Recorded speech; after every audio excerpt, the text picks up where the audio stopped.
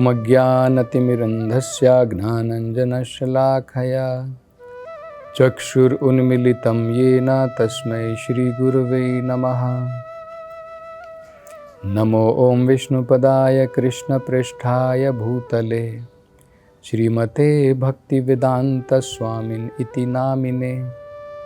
नमस्ते सरस्वती देवे गौरवाणी प्रचारिणे निर्विशेषा शून्यवादी पाश्चात्य देशतारिणे। जय श्री कृष्ण चैतन्य प्रभु नित्यानंदा श्री अद्वैत गदाधर श्रीवासदि गौर भक्तवृंदा। हरे कृष्णा कृष्ण कृष्णा हरे हरे, हरे राम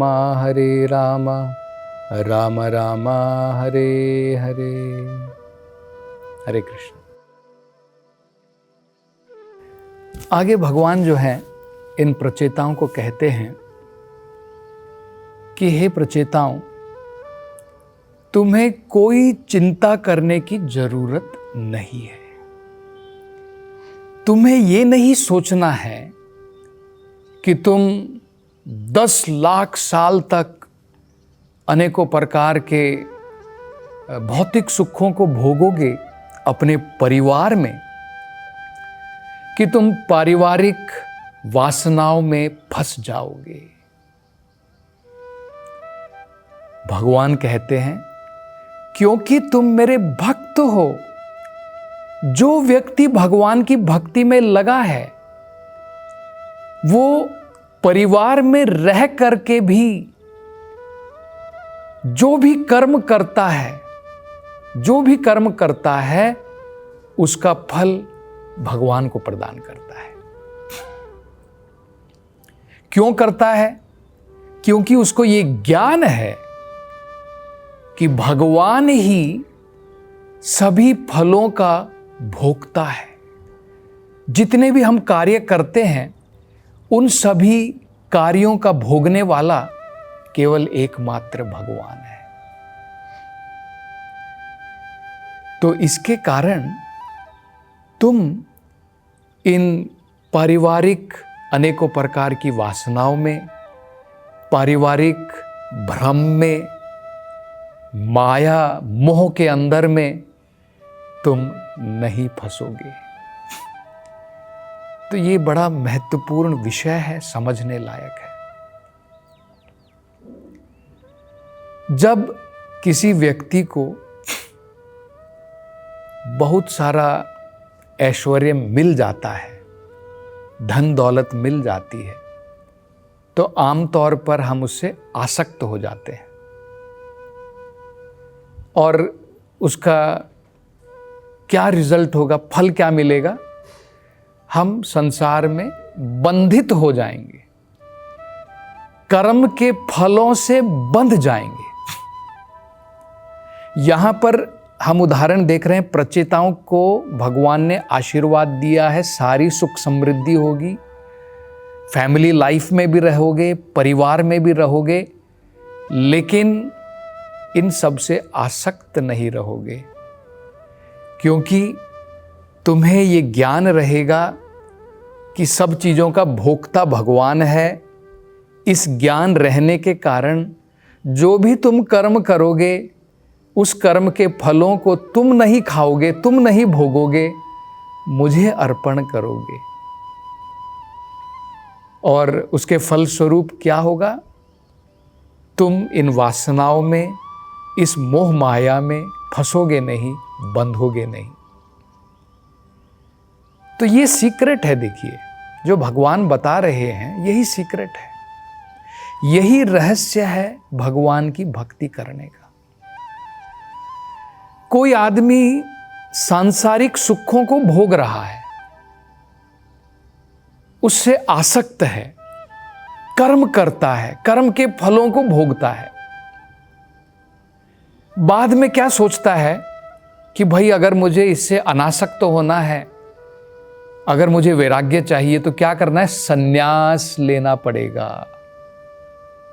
दो ही चीजें सोच सकता है व्यक्ति। एक सोच रहा है कि भाई मैं तो मोह माया में फंसा हुआ हूं, सांसारिक मोह माया में पड़ा हुआ हूँ, ये है मेरा बैंक बैलेंस है, मेरा परिवार है, मेरे बच्चे हैं, मैं इनसे आसक्त हूँ, मैं जो भी कर्म कर रहा हूँ मैं अपने परिवार के लिए कर रहा हूँ, उसके फलों को मैं भोग रहा हूँ, तो उसे भी पता है कि मैं मोह माया में जकड़ा हुआ हूँ, संसार में बंधा हुआ हूँ और यहीं पर घूमता रहूँगा, मेरी कोई मुक्ति नहीं है। पहला व्यक्ति हो गया। तो क्या सोचेगा, मुझे क्या करना चाहिए? नहीं, मुझे इन सब मोह माया का त्याग कर देना है, परिवार को छोड़ देना है, घर बार छोड़ देना है, मुझे बैंक बैलेंस से कोई लेना देना नहीं है, सब कुछ, इन सब से मुझे वैराग्य चाहिए। तो क्या करेगा? संन्यास ले लेगा। मतलब हम सोचते हैं यही एक तरीका है मोह माया से बचने का, लेकिन भगवान यहां पर बड़ा महत्वपूर्ण रहस्य बता रहे हैं, बहुत महत्वपूर्ण रहस्य बता रहे हैं। भगवान असली सन्यासी की परिभाषा भी बताते हैं। भगवत गीता में पढ़िए, 3रा अध्याय है, उसे कर्म योग कहा गया है। उसमें भगवान बताते हैं कि असली सन्यासी वो नहीं है जिसने अपना घर त्याग दिया है, जिसने सब कुछ त्याग दिया है संसार में, वो असली त्यागी नहीं है। जिसने कर्म का त्याग कर दिया है वो असली सन्यासी नहीं है। जिसने कर्म के फलों का त्याग कर दिया है वो सन्यासी है। देखिए कितना महत्वपूर्ण है, बहुत महत्वपूर्ण है ये समझना। कर्म का त्याग नहीं करना है, कर्म के फलों का त्याग करना है, उसको कर्म योग कहते हैं। इसलिए तो भगवान ने भगवत गीता में ये बताया है, कर्मण्येव अधिकारस्ते। भगवान बता रहे हैं हमारा केवल कर्म के ऊपर अधिकार है, मा फलेषु कदाचन। एक ही बात में भगवान 2 बातें कह रहे हैं, कर्म के ऊपर अधिकार, फल के ऊपर अधिकार नहीं है। हम लोग सोचेंगे भाई ये कैसा फॉर्मूला है, हम बिना फल के कर्म कैसे करेंगे? हम तो यही सोचेंगे, हमको तो यही सिखाया जाता है सभी जगह पे कि भाई कर्म करो और तो फल की प्राप्ति होगी। तो जब आपने अगर मुझे कह दिया कि फल की प्राप्ति तुम्हें नहीं होगी, फल की कामना मत करो, केवल कर्म करते जाओ, कौन करेगा कर्म? मुझे क्या प्रेरणा है कर्म करने की? भाई मैं अगर 7-8 घंटे ऑफिस में मैं अगर काम कर रहा हूं, इतनी मेहनत कर रहा हूं, फल की प्राप्ति होगी, मुझे तनख्वाह मिलेगी, मुझे एक पोजीशन मिलेगी, उस तनख्वाह के द्वारा अनेकों प्रकार के सुख भोगूंगा। भला अगर वो मुझे अगर नहीं मिलेगा तो मैं कर्म क्यों करूंगा? लोगों की ये भावना है कि भाई कर्म तो फल के लिए किया जाता है। पेड़ लगाओगे तो फल की तो इच्छा होनी चाहिए ना। आप पेड़ में पानी डाल रहे हो क्योंकि आपको लगेगा कि भाई बाद में मुझे फल मिलेगा, और अगर आप कह दें बस पानी डालो पानी डालो, फल की अपेक्षा मत करो, कौन डालेगा पानी? तो ये बहुत महत्वपूर्ण है। देखिए भगवान ने सिखाया है कि कर्म नहीं छोड़ना है। भगवान ने अर्जुन को ये नहीं सिखाया भगवत गीता में तुम अपने कर्म का त्याग कर दो। अर्जुन तो कर्म का त्याग करने वाले थे। भगवान ने कहा कि तुम अपना कर्म करो, क्षत्रिय को अपना कर्म करना है, लेकिन वो जो फल निकलता है उसमें से कर्म करने के बाद में, ये फल तुम्हारा नहीं है, ये फल भगवान का है, भगवान को अर्पण करो। ये बहुत महत्वपूर्ण है समझना। देखिए छोटा सा उदाहरण देख करके हम समझ सकते हैं। बड़ा छोटा सा उदाहरण है, पहले मैंने एक बार ये उदाहरण बताया है। मान लीजिए आप एक कारपेंटर को बुलाते हैं, लकड़ी का काम करता है। आप उसे लकड़ी देते हैं, आप उसे तनख्वाह भी दे रहे हैं कि भाई आप जो काम करोगे, जो आपकी आप 2 दिन काम करेंगे, 3 दिन काम करेंगे, मैं इतना पैसा तुम्हें दे दूंगा। तो इस लकड़ी के द्वारा तुम एक अलमारी बनाओ, इस प्लाईवुड के द्वारा तुम एक टेबल बनाओ, एक चेयर बनाओ, फर्नीचर बनाओ। मान लीजिए 5 दिन तक वो कारपेंटर आपके घर में आकर के काम करता है, आपने उसको तनख्वाह भी दे दी, आपने सारे मटेरियल मंगवाए, फेविकॉल मंगवाया, हथौड़ी मंगवाई, सब दिए। मान लो 5 दिन के बाद में वो कहेगा कि भाई मैंने बनाया है, मैं लेकर के जाऊंगा। भला कैसे लेकर के जाएगा? इसी प्रकार से आप मान लीजिए आपका एक गार्डन है, आपके गार्डन में आपने एक माली को लगाया है, काम करने वाले को लगाया है, और वो काम करने वाला जो है वो पानी डाल रहा है, और उसमें से जब आम निकलेंगे, आपका जो है आम का बगीचा है, उसमें आप पानी डलवा रहे हैं, खाद डलवा रहे हैं, माली सारा काम कर रहा है, आप उसको केवल तनख्वाह दे रहे हैं। मान लो 1 महीने के बाद में उसमें आम लगते हैं, तो क्या वो बोलेगा कि भाई ये आम मेरा है, मैंने ही तो पानी डाला था? तो ये हमको समझना है कि भाई वो केवल माली है, उसका काम केवल कर्म करने का है, वो फल उसके नहीं हैं, वो फल मालिक के हैं। ये सरल सी बात हमें समझनी है। इस भौतिक संसार में शरीर का मालिक भी भगवान है, मेरे परिवार का मालिक भी भगवान है, मेरे देश का मालिक भी भगवान है, सबका मालिक भगवान है। तो अगर सबका मालिक वो है तो फल भी तो उसका ही हुआ। मैं तो केवल कर्मचारी मात्र हूं, मैं तो कर्मचारी हूं, तो मुझे तो अपना कर्म करना है, और भगवान उसके बदले में मुझे जो देते हैं प्रसाद के रूप में, वो ग्रहण करना है। यही अंतर होता है। देखिए, लोग कर्म करते हैं फल भोगने के लिए, भगवान का भक्त और ज्यादा उत्साहित होकर के कर्म करता है, और ज्यादा। लोग परिवार के लिए अब कर्म करते हैं कि भाई मैं बहुत मेहनत करूंगा परिवार के लिए, अपने लिए, अपने समाज के लिए, अपनी जाति के लिए। नहीं, हमें सबको समझना है मेरी जाति, मेरा देश, सबका मालिक भगवान है। तो अगर मैं भगवान के लिए कार्य करूं तो सबके लिए कार्य हो गया ना, और उसका जो प्रसाद मिलेगा वो प्रसाद मुझे ग्रहण करना है। ये हमें समझ लेने का है।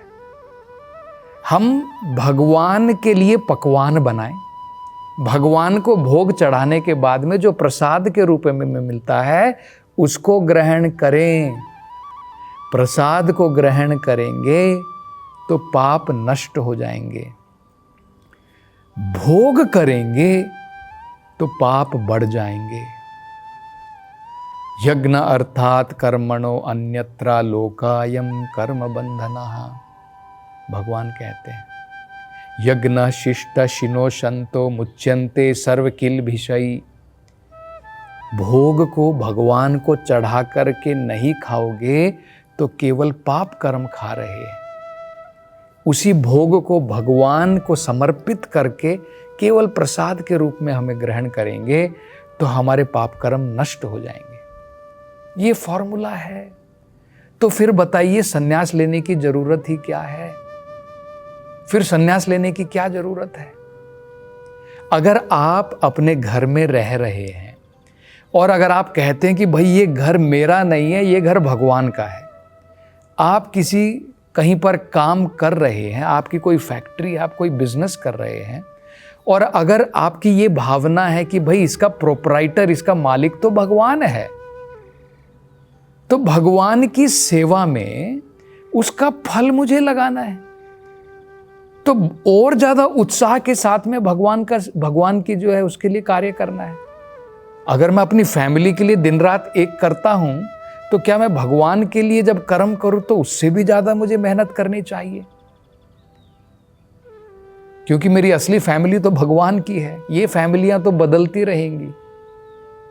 तो भगवान की संतुष्टि के लिए जब हम कार्य करते हैं और फल भगवान को अर्पण करते हैं तो वो सबसे बड़ा सन्यासी है। तो इस प्रकार का सन्यास लेने की हमें कोई आवश्यकता नहीं है।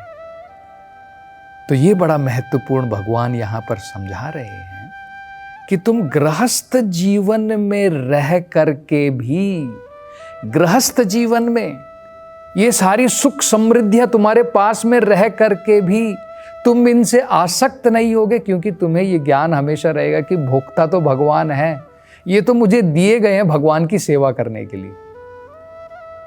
तो मतलब क्या है, देखिए, अगर भक्त के पास में ऐश्वर्य है, धन है, दौलत है, तो वो उससे निरासक्त रहता है, ये समझ करके ये भगवान का है और उसका प्रयोग भी भगवान के लिए ही करता है।